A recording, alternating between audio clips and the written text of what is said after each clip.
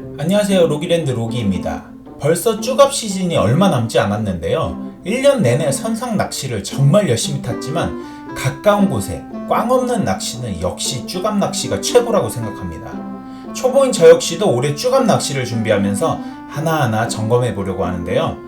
쭈갑을 잘 잡기 위한 확률을 높이기 위해 수십 가지 조건들이 있을 텐데 그중 우리가 선택할 수 있는 지역, 물대, 선사, 자리, 낚싯대, 릴, 애기, 액션, 후킹 등등이 있고 우리가 선택할 수 없는 날씨 그리고 추첨으로 하는 선사 자리, 마지막으로 옆자리 조사님 등등이 다양한 조건이 있을 겁니다. 쭈갑 낚시는 애기에만 집착하는 경우가 많은데 사실 조과의 큰 부분을 차지하는 것이 바로 지역, 물대, 선사와 자리입니다. 먼저 지역을 살펴보면 시즌 초 가장 인기 있는 지역은 단연 원산 대첩이 시작되는 보령권 원산도 앞바다입니다. 시즌 초에 마리수며 사이즈며 가장 좋은 곳으로 알려져 있는데요. 물론 가장 잘 나온다고 하는 곳에서 시즌을 시작하면 가장 좋겠지만 예약도 쉽지 않을 뿐더러 타 지역도 안 나오는 곳이 아니니 유튜버들처럼 숫자에 집착할 게 아니라면 집 근처 가까운 곳으로 예약하시길 추천드립니다. 또 하나 아셔야 할 것은 시즌이 시작해서 시즌이 끝날 때까지 쭈갑들이 커지기만 한다고 생각하면 잘못된 생각입니다. 9월 말, 10월 초쯤에 갑자기 쭈갑이 작아지는 시기도 있는데요. 이유는 쭈갑은 1년 내내 산란을 하기 때문에 때마다 어떤 지역에 큰 놈들이 붙었을지는 예측하기가 힘들다는 겁니다. 예를 들면 작년 9월 13일 제가 영흥도에서 바람은 없고 비가 엄청 오는 날에 바닥만 찍으면 쭈꾸미가 잡혔던 날이 있는데요. 180수 정도 했는데 사이즈가 굉장히 괜찮았습니다.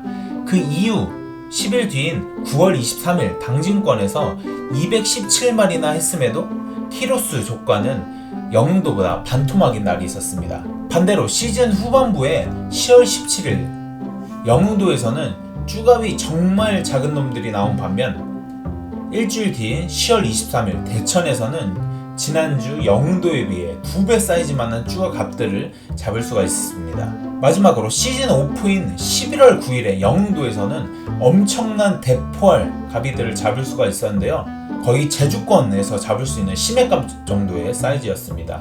그날의 보령권과 대천권은 거의 폭망 수준이라고 하니 잘 나오는 지역을 예측하는 건 참으로 어려운 일인 것 같네요. 그 다음은 물대에 대해 한번 알아보도록 하겠습니다. 2024년 쭈갑 시즌 물대표를 보고 올해는 도대체 언제 가야 쭈갑을 많이 잡을 수 있을지 살펴보겠습니다. 물대에 따른 출조는 무조건적인 조과를 보장하는 것은 아닌 그날의 날씨, 바람, 기온, 수온에 따라 달라질 수 있는 점 참고해 주시기 바랍니다. 제가 사용하는 어플은 물대와 날씨라는 어플입니다. 어플을 켜면 먼저 지역을 설정하셔야 되는데요. 저는 보통 인천 영흥도나 당진 쪽으로 출조를 많이 하기 때문에 서해 중간인 삼길포로 보도록 하겠습니다. 영흥도는 삼길포 쪽보다 물이 들어오고 나가는 고저차가 좀 더 큽니다. 그만큼 물발이 세다는 얘기겠죠. 그래서 저는 9월에는 당진 쪽으로 쭈꾸미를 많이 잡으러 가고 10월에는 영흥도 쪽으로 갑오징어 시즌을 준비하는 편입니다. 그렇다고 두 지역의 고저차가 엄청나게 크게 나는 것도 아닙니다. 9월은 쭈꾸미의 계절이죠.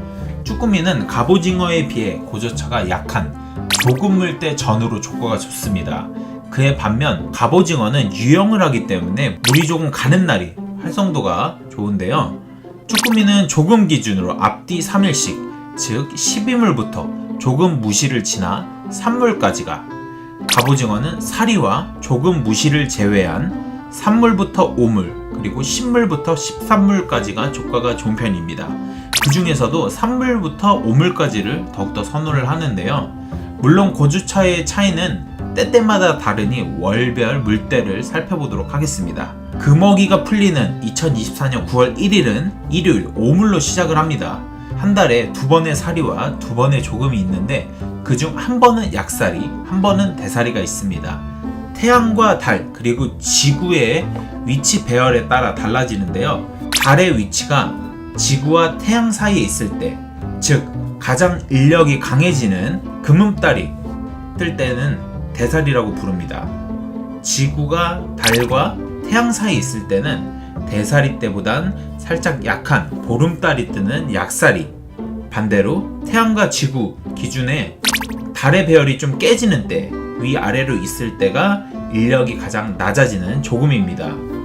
9월의 첫째 주는 약살이입니다. 약살이와 대살이는 같은 살이라도 고저차가 조금 있는 편인데요.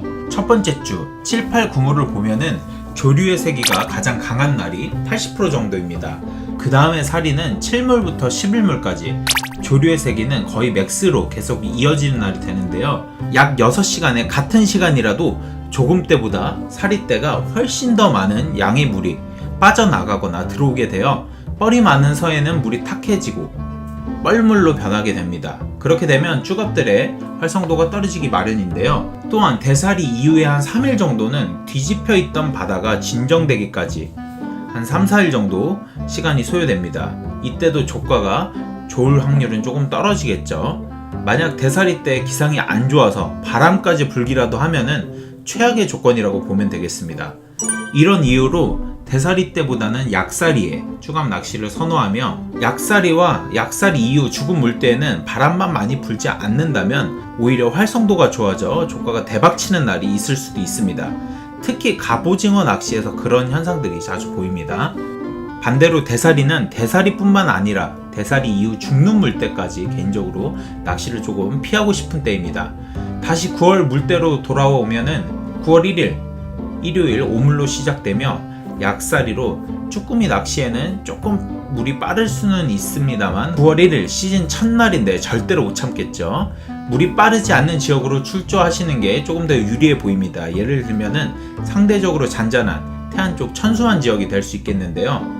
그렇게 9월 첫째 주 날씨만 좋다면은 낚시하기 무리 없이 약살이 기간으로 평일 출조도 괜찮아 보입니다. 조금 무시를 지나서 9월 16일 오물까지는 무난해 보이고요. 이 기간에서 특이점은 약살이 기간이라 이물이 조류의 세기가 가장 낮습니다.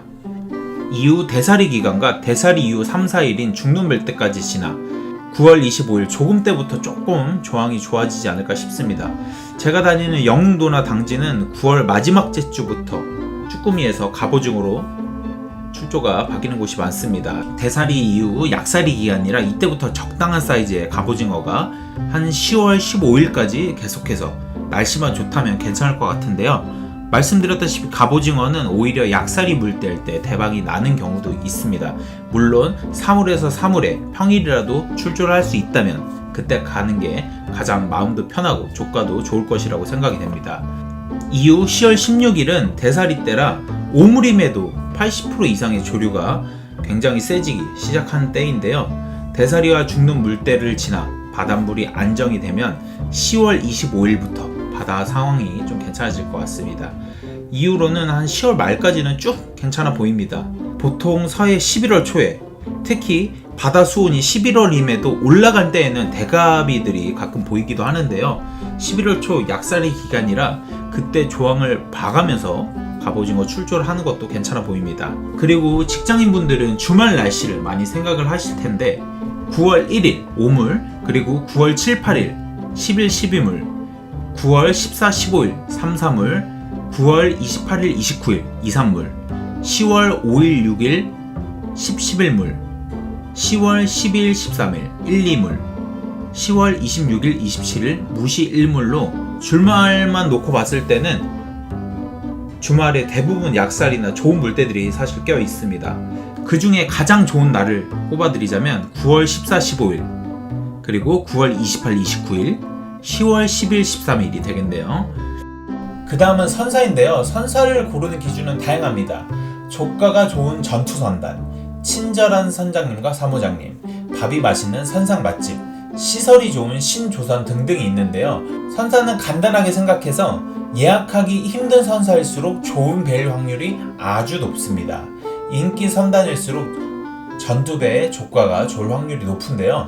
집에서 쓰는 침대는 한 번 사면 10년 동안 살 필요가 없는 물건인 반면에 낚시 같은 경우에는 1년에 한 명이 한 번 더 갈 수 있고 10번도 갈 수 있는 좋은 배일수록 예약 과열이 심해질 수밖에 없습니다. 쭈갑 시즌에 예약이 너무 치열하다 보니 보통 해당 연도 2, 3월에 예약창이 열리자마자 좋은 물때나 주말 예약은 모두 끝나버리고 유명 선사는 평일도 예약이 끝나버리는 경우가 많습니다. 이러다 보니 해마다 미리 선비를 받고 선사가 망해버리는 경우도 있는데요. 유명 대형 선사들이 망하는 경우도 있어서 일찍 예약하는 것이 아니다 싶다가도 그렇게라도 예약을 하지 못하면은 주말은 낚시하기가 너무 힘들어서 요즘은 예약은 일찍 받되 선비는 쭈갑 시즌 가까이에 받는 곳들도 많아졌습니다. 미리 예약을 하지 못했다면 선상24나 더피싱 사이트에 들어가서 날짜와 지역을 검색해서 취소 자리가 나오기를 기다리거나 아니면은 낚시 카페에서 양도양수를 하는 방법도 있지만 이건 사기꾼들이 득실득실거리기에 꼭 선사의 확인을 잘 해보고 하시길 바랍니다. 마지막으로 카페 동출이나 밴드 동출 등등 미리 독배가 예약되어 있는 곳에 신청을 해서 함께 다녀오는 곳인데요. 초보분들이라면 이런 동출을 가장 추천드립니다. 가서 낚시까지도 배울 수가 있으니까요. 마지막은 자리 선정인데요. 요즘 예약 시 자리를 선정하는 배들이 점점 많아지고 있습니다. 쭈갑은 당연 선수 선미가 가장 좋은데요. 선장님의 스타일에 따라 조건은 차이가 날 수 있겠지만 대부분 선수나 선미에서 장원이 나오는 건 사실입니다. 지역이 밑으로 내려갈수록 추첨으로 자리를 선정하는 선사가 많아지며 아침에 배에 모두 탑승을 하면은 그 자리에서 추첨하는 곳이 많습니다. 또 다른 방법으로는 배의 선착순으로 알아서 자리를 잡는 곳들이 있는데요. 이런 배들은 미리 가야 하니 참 스트레스를 많이 받는 일입니다. 저 개인적으로는 선사를 고를 때 가장 피하는 조건은 선장님이 운항 도중에 낚시를 하는 배는 피하고 있습니다. 선장님들은 낚시를 못하게 되어 있을 뿐만 아니라 선원으로 등록되어 있는 사무장님들도 마찬가지입니다. 또한 추첨을 한다고 해놓고선 아침에 가보면은 추첨이 끝났다고 매번 가운데 자리를 안내해준다? 이런 곳은 꼭 거르고 있습니다. 마지막으로 쭈갑 시즌에 보통 6시나 7시에 출항을 해서 3시까지라고 적혀있지만 물때 따라 연장을 해주는 곳이 많이 있는데요.